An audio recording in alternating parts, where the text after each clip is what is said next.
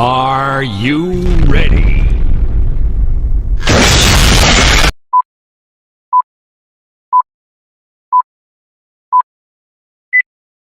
Hola, ¿qué tal? Estamos en otro testimonio más. El día de hoy nos acompaña nuestra hermana en Cristo, Janine Olivas. ¿Qué tal, Janine? ¿Cómo estás? Muy bien, Jorgito. Bien, gracias a Dios. Con mucho calor. Mucho calor. Sí. Digo, sí, temporada de calor ya en Chihuahua. En Chihuahua, Caché. Hace mucho calor, entonces, pues, de modo, ¿verdad? Aquí nos tiene Dios para hacer su voluntad, a pesar del calor, a pesar del clima. Estamos reunidos. Que gracias y gracias por dar el sí. Digo, sé que ahí te costó un poquito la parte de, pues, no estoy tan lista todavía, pero Dios habló, porque Dios habló y te habló a través de mí y te animaste, entonces pues gracias. Y te da mucho gusto, no tenemos el placer de conocernos, como que te Facebook, no sé dónde te vi, y pues yo le decía a una persona que entrevistaba, le digo, no sé si Dios abusó de mi forma de hacer, dije, yo hablo a la gente como si fuéramos conocidos y así. Para el podcast, así como que hay que gente no conozco y le hablo y te animas y lo sí, no nos conocemos, pero pues nos conocemos. Entonces, pues gracias por el sí, gracias por el atrevimiento y mucho gusto nuevamente. Al contrario, te agradezco mucho y sí, totalmente de acuerdo contigo. Al final, quienes por fe sabemos que Dios siempre busca los medios, ¿no? Para hacer que las cosas sucedan. Entonces, pues te agradezco, ¿verdad? Sobre todo, como bien lo mencionas, tuvo que coincidir y todo que converger en un mismo espacio-tiempo para poder estar aquí y pues bueno, muy agradecida. Gracias. Cuéntanos de qué te dedicas en el laboral. Fíjate que yo soy licenciada en psicología. Ajá. Soy psicoterapeuta, especialista con una maestría y doctorado en terapia familiar y de pareja. Entonces actualmente por las mañanas trabajo en gobierno del estado, en servicios educativos y en el área de educación especial.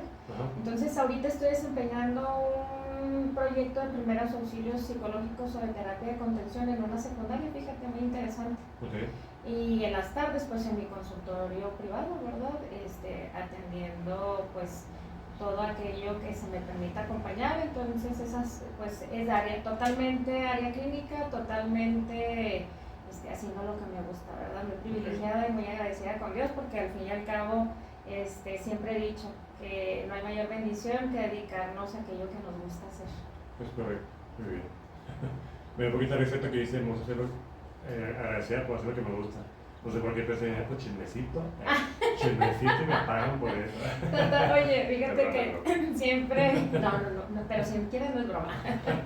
Oye, no, fíjate que eso que mencionas, nosotros los psicólogos o los terapeutas hemos encontrado una manera muy rimbombante de podernos autonombrar y es que somos colectores de historias. Okay. Pocas palabras, ¿verdad? Sí, claro. Entonces somos colectores de historias, ¿verdad? En ese aspecto. Entonces muy privilegiada porque aparte de el poder tener trato con la gente, el poder tener este espacio para compartir desde el dolor lo que las personas vienen y depositan en mí, pues me da ese privilegio, ¿verdad? De poder servir también, ¿verdad? Porque eso también es parte de un servicio que he aprendido a desarrollar y hay mucho camino por recorrer, mucho que aprender, ¿verdad? En el camino pues sabemos que a veces es sinuoso, pero pues aquí estamos agradecidas infinitamente. Muy bien. ¿Más te dedicas tienes algo como que un rubro que te dedicas a la psicología, te dedicas a varios aspectos, no sé? Sí, en lo clínico. Mi área es totalmente clínica. En la mañana sí es un poco más con el enfoque educativo. Yo estuve mucho tiempo en un área de servicios educativos donde era solamente atención psicológica. En el 2019 migro a educación especial. Me lleva a un área más educativa, me lleva a poder atender y acompañar a alumnos, a padres de familia, docentes, en la cuestión de aquellos niños con algunas barreras, ¿verdad? Para el aprendizaje y la participación, ¿verdad? Y ese fue un tiempo hasta que dentro de la misma USAID, ¿verdad? Que es a donde yo pertenezco, me mandan a iniciar un proyecto de primeros auxilios psicológicos o de terapia de contención, como lo había mencionado. Y ahorita estoy dando precisamente al área pues donde sentimos que ahorita es el grueso, ¿verdad? De todo esto, desgraciadamente, que impacta a la sociedad, que son nuestros adolescentes, con muchísimas problemáticas en el área emocional, pero que al fin y al cabo terminan impactando en el área del aprendizaje, ¿verdad? Y ahorita estoy en esa parte, combinando como todo esto, ¿verdad? Desde la educación especial, perdón, y la parte clínica, ¿verdad? Que estoy desarrollando en la actualidad. Entonces es como una mezcolanza, pero pues yo fui formada 100% en la parte clínica, ¿verdad? Ok. A la parte clínica, ¿a qué te refieres? Hay no sé si desconozco esa parte de si clínico se refiere a un rubro o es más especificado a una área o... Sí, es un enfoque terapéutico. Mira, por ejemplo, como una ramita, un área, hay diferentes, si hablamos de las ingenierías, ¿verdad? Ingeniería mecánica, ingeniería no sé qué, ¿verdad? Acá en la psicología, pues está la clínica, la organizacional, la educativa, la social. Cada área de expertez, por llamarlo de alguna manera, tiene pues algunas formas para poderse desarrollar. En este caso, para mí, la nobleza que yo tengo desde la parte de la psicología clínica es eso, ¿verdad? El acompañar en terapia directamente. Habrá algún psicólogo organizacional que pueda estar en recursos humanos, en otras áreas, ¿verdad? Pero mi área clínica es directamente, o como yo lo pensé desde el inicio cuando yo decidí estudiar psicología, tenía que ver con el acompañamiento a pacientes, consultantes, ¿verdad? Y pues eso es a lo que me dedico. Ok, muy bien. Pues si les interesa, pues terapias ahí psicológicas con Yamil, pues vamos a la sección del video por si quieren preguntarle o agendar cita para que les acompañamiento. Claro que sí. Compartan su historia ¿cómo dijiste ahorita? ¿Historias de qué? ¿Cómo le llaman a la parte de la psicología? ¿Como colectora de historia? Para que les colecte su historia. Muy bien. Y bueno, ¿en la religión estás en algún ministerio, algún grupo? Sí, fíjate, siempre mi área, desde que inicié por estos rumbos a los 14 años, ya hace un buen ratito, ¿verdad? Ya hace, 30 años, ¿verdad?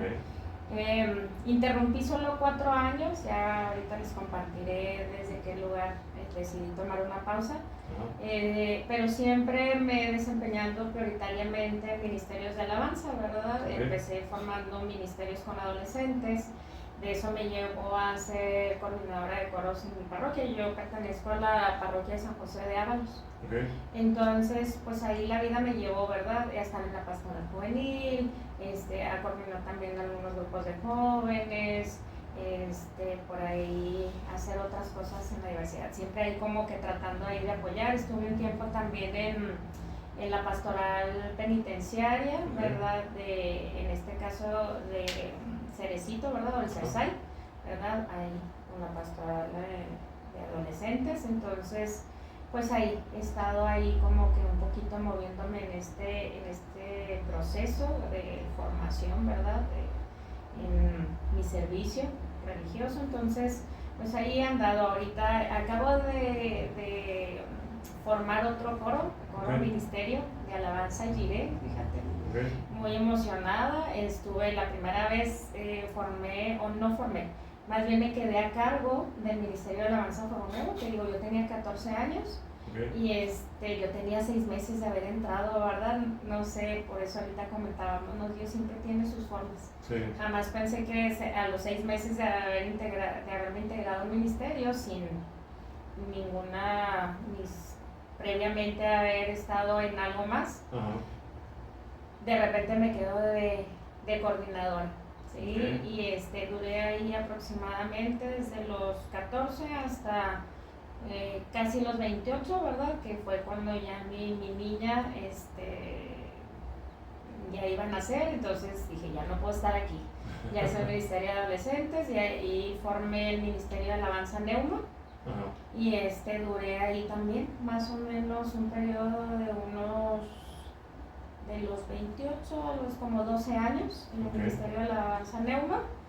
Y después hice una pausa de 4 añitos hasta ahorita que regreso otra vez a las grandes ligas, como dicen por ahí. Ok. Pero es que padre, toda una vida de cantante. Fíjate. Bueno, no sé si cantas o tocas un instrumento, no sé, o las dos. Ambas. Ambas. Tocar guitarra más lírico, siempre me ha gustado mucho la música, pues más mi fuerte es cantar.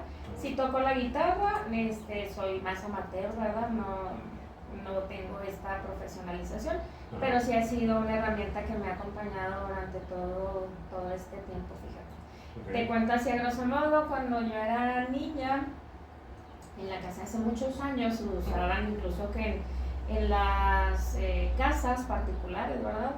Se dieran como estas jornadas de oración, ¿verdad? Se elegía un día, se juntaban varias personas y luego ahí hacían como una especie de lectio divina, ¿verdad? Sin llamarle de esa manera, ¿no? Sí. Eran como reuniones de oración. Entonces, recuerdo mucho que en mi casa pues iban algunas señoras, ¿verdad? Mi abuelita, que en paz descanse, mi abuela materna, pues ahí congregaba a estas señoras, sacaba la Biblia, se ponía mucho a cantar. Entonces yo agarraba una sillita así como esa verde que tengo por ahí, de esas chiquitas de niños, y yo me ponía ahí con ellos. Entonces era como muy interesante ver toda una dinámica. Y yo me acuerdo que parte de lo que más disfrutaba tenía que ver con las alabanzas, ¿verdad? Entonces me gustaba estar en ese espacio desde muy pequeñita, yo creo que entre los 6, 7 años, de lo que yo alcanzo a percibir, no sé si antes. Entonces de ahí creo que surgió mi amor al servicio y sobre todo mi amor a la música. Tiempo después ya se da la instrucción, en este caso por el señor arzobispo, de que todo se congregara en los templos, ¿verdad? Ya no en las casas de oración. Y a los 14, después de una Pascua, mi abuelita pide información porque yo tenía como esta necesidad o estas ganas, pero mi abuela maravillosamente un día llegué, ya pregunté al coro de San José de las 12:30 que qué necesitabas para entrar. En ese entonces era como una edad un poquito más grande de la que yo tenía. Y me quedé, dijo, pero pues todavía no tienes esa edad. Y yo, ok. Digo, déjame pregunto en el santuario. Y pues venturosamente me animé. La coordinadora en ese entonces maravillosamente me abrió las puertas y bueno, ya lo demás se cuenta por sí mismo, ¿no? A los 6 meses me quedo coordinadora. Ella tiene que, porque era joven también, pero ella ya tenía que irse a estudiar, ¿verdad? Una carrera universitaria, entonces ella se mueve. Y yo me quedo junto con otros 2 queridos amigos, ¿verdad? Que llevan el alma y en el corazón y pues así, ¿verdad? Empezamos un poquito, pero con mucho agradecimiento a mi abuela materna, que creo que ella fue la que sembró esas semillitas sin darse cuenta. Ok. Muy bien. Pues ahora sí que ya entrando en el tema, ya platicaste un poquito de cómo fue tu infancia, pero cuéntanos cómo ha sido la vida de Janine. Infancia, adolescencia, juventud, momentos buenos, malos, tienes hermanos, cómo fue tu relación con tus papás. Claro. Fíjate que una buena niñez, yo tengo un problemita en que a veces soy muy selectiva, yo creo, con los recuerdos con los que me quedo, ¿no? Y al fin y al cabo también eso es parte, ¿no?, del ser humano. Sí.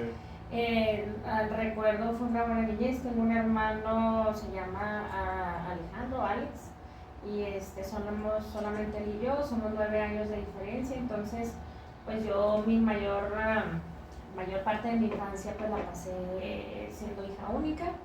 Cuando nace mi hermano, claro que hay rivalidad fraterna, ¿verdad? ¿Tú eres la mayor? Sí, soy la mayor. Entonces recuerdo una vez, y es algo que no se me olvida, y si él ve pues esto sabrá de qué le estoy hablando.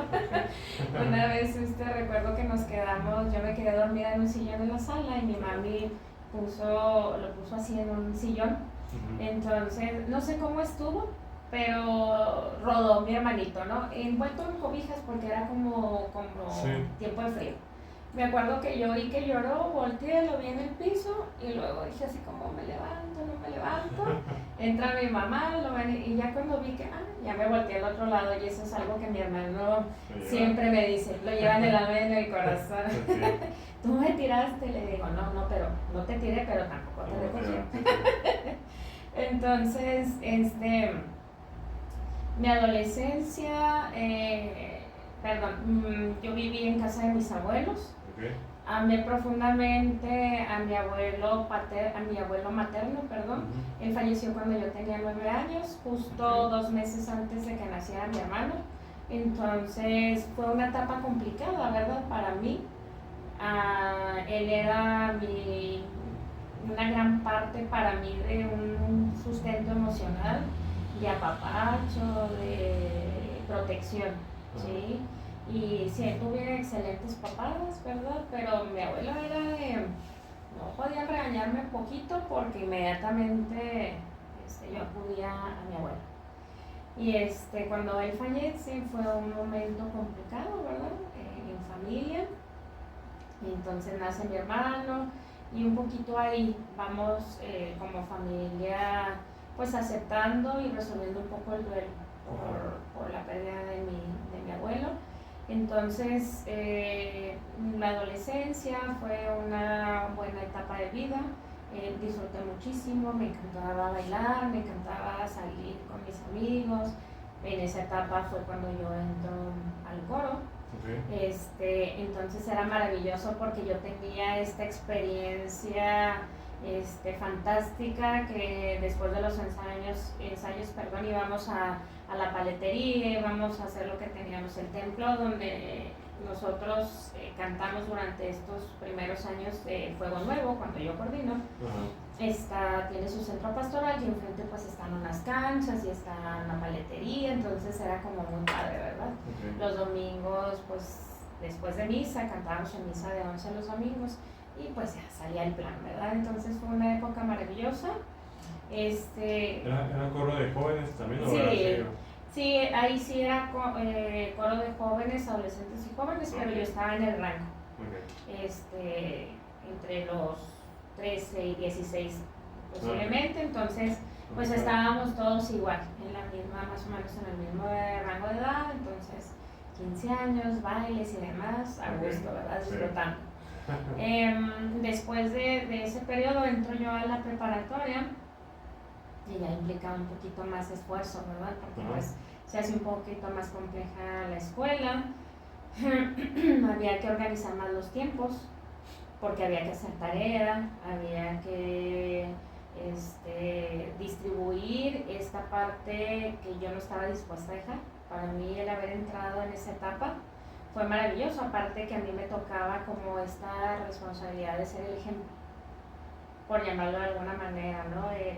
Vamos a los congresos de jóvenes, vamos a servir en la kermés del seminario, vamos a hacer tales actividades, vamos a organizar la Pascua, vamos a hacer muchas cosas. Entonces, sin embargo, todo esto implicaba una gran responsabilidad.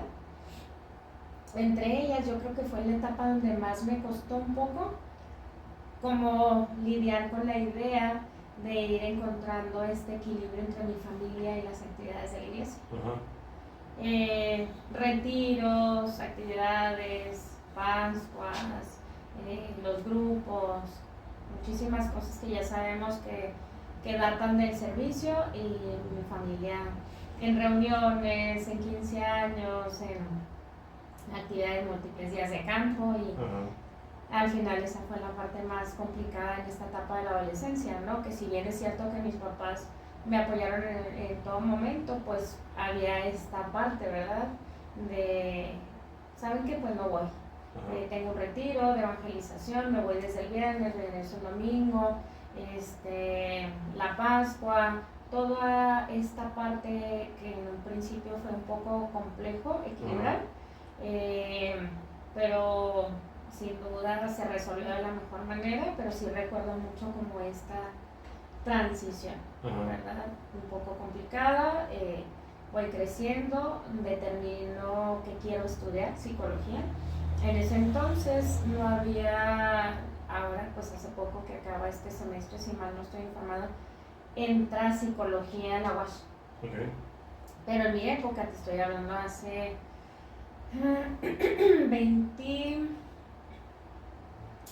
26 años. Okay. Nada más había en escuelas privadas.